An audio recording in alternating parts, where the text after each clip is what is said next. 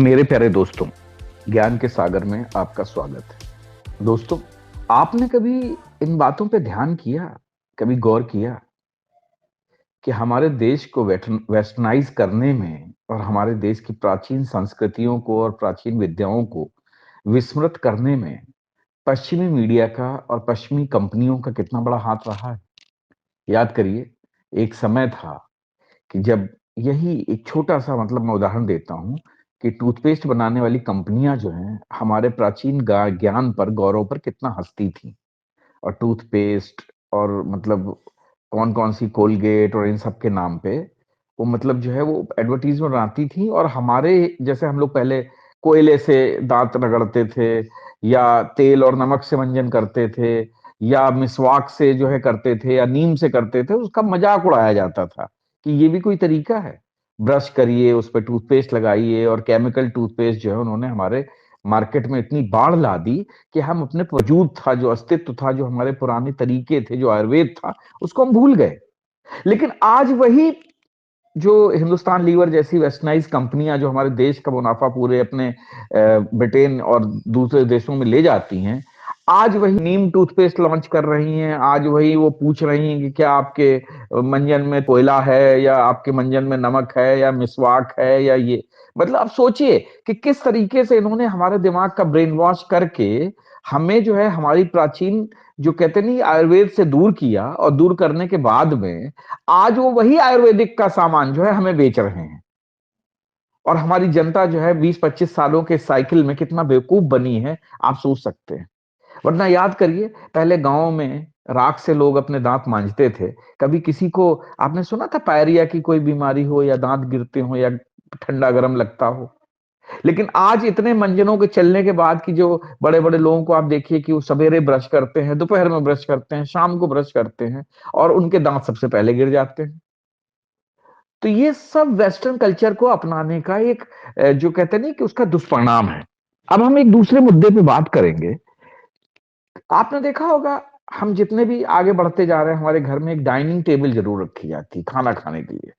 और जो गरीब लोग हैं, जो ज़मीन पे बैठ के खाते हैं, उनके दिमाग में बात भर दी गई है कि जो लोग डाइनिंग टेबल पे खाते हैं, वो बहुत बड़े लोग हैं। क्योंकि हर फ़िल्मों में ये चीज़ दिखाई जाती है कि जो है जितने भी बड़े लोग दिखाए, उनके घर में बड़ी अच्छी डाइनिंग टेबल होगी, उस पे बर्तन सजे होंगे और लोग एक-एक कटोरे चम्मच से निकाल के खा रहे होंगे। लेकिन ये कोई नहीं बताता है कि इस डाइनिंग टेबल के युग में सबसे ज़्यादा पेट की बीमारियाँ जो हो रही हैं, कब्ज से लेके और पेट के अल्सर से लेके और भी एसिडिटी से लेके, बदहज़मी से लेके, ये क्यों हो रही हैं? दोस्तों, हमें फिर से अपने उसी प्राचीन संस्कृति, अपने प्राचीन आयुर्वेदिक सिस्टम पर लौटना होगा। हमारी भोजन संस्कृति जो थी, जिसमें कि बैठकर खाना और उस भोजन को दोने पत्तल पर परोसने का जो महत्व था, हमें उस पे वापस आना होगा।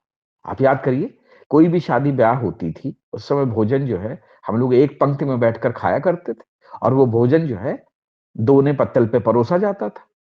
और वो पत्तल जो है ज़्यादातर जो है, विभिन्न प्रकार के जो है पत्ते जो होते थे, उनसे निर्मित होते थे और उनपे सब लोग खाते थे। खाने के बाद फेंक देते थे और वो सारे रिसाइकिल भी हो जाते थे, खाद बन जाते थे। कोई मतलब जो है ना वेस्ट मैनेजमेंट का कोई सिस्टम नहीं था। सब कुछ ऑटोमैटिकली रिसाइकिल हो जाता था।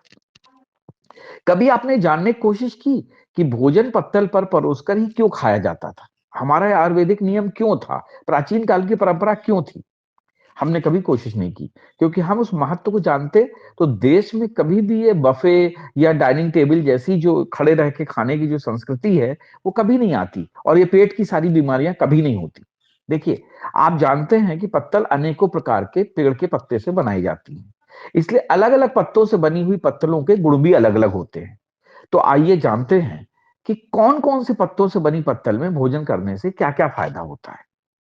चलिए बताते हैं। अगर कोई व्यक्ति लकवा से पीड़ित है, तो उसको अमलतास के बने हुए पत्तों से बनी हुई पत्तल पर भोजन करना चाहिए। उससे जो है उसके शरीर में जो लकवा लगा हुआ है, वो धीरे-धीरे ठीक होने लगता है। जिन लोगों को जोड़ों के दर्द की समस्या होती है, उन्हें करंज के पत्तों से बने हुए जो दोने होते हैं या पत्तल होती है, उस पे भोजन करना चाहिए। जो मेंटली डिस्टर्ब लोग होते हैं, अगर वो पीपल के पत्तों से बनी हुई पत्तल या दोने पर जो है खाना खाएँ, तो उनकी मानसिक स्थिति जो है, वो सही हो सकती है। पलाश, पलाश के पत्ते हम सभी जानते हैं।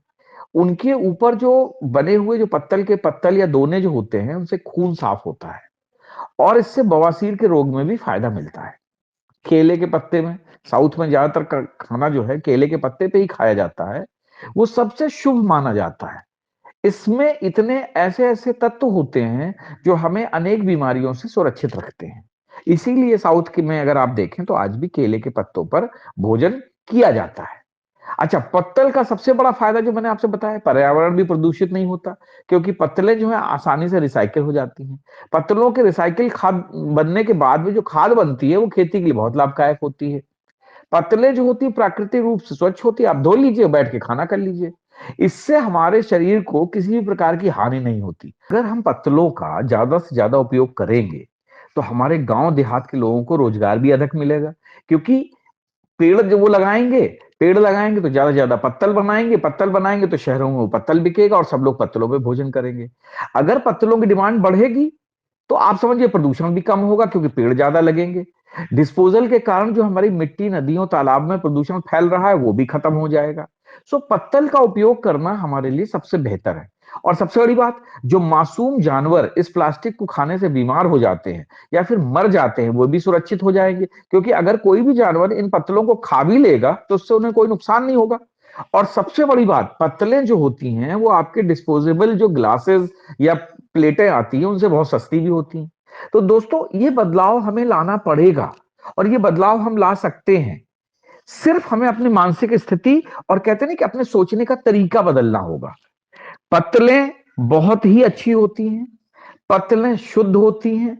पत्तलों को एक बार आप धो के उनको जब खाना आप खाइए, आपको खुद बहुत अच्छा लगेगा। और सबसे बड़ी बात कि आप जमीन में बैठ के जब खाएंगे तो उससे आपके पेट की आधी से ज्यादा बीमारियां अपने आप ही ठीक हो जाएंगी, क्योंकि जब आप आलती पालती मार के खाना खाते हैं तो ये मान के चलिए कि आपके जो पाचन तंत्र है वो सबसे ज्यादा एक्टिव होता है। और उस समय आप जो भी भोजन करते हैं वो भोजन आपके शरीर को पूरी तरह से लाभ देता है। सो इसलिए मेरे दोस्तों, निवेदन है कि आप इन बातों को समझिए, अपने प्राचीन आयुर्वेद की और प्राचीन संस्कृति की तरफ लौटिए, और तब आप देखेंगे कि हम हमारे देश में, हमारी संस्कृति में, हमारे आयुर्वेद में जो बातें बताई गई हैं वो 100% सही थी। और हम मॉडर्न बनने के चक्कर में अपने आप को इन बातों से दूर करते चले गए, और यही कारण है कि आज हमारे देश में हर प्रकार की बीमारियां सबसे ज्यादा फैल रही हैं। तो इन बातों पर विचार करिए। अगर आपको हमारी बात सही लगी हो तो इसको लाइक करें, सब्सक्राइब करें और दूसरों को भी बताएं। जय हिंद, जय भारत।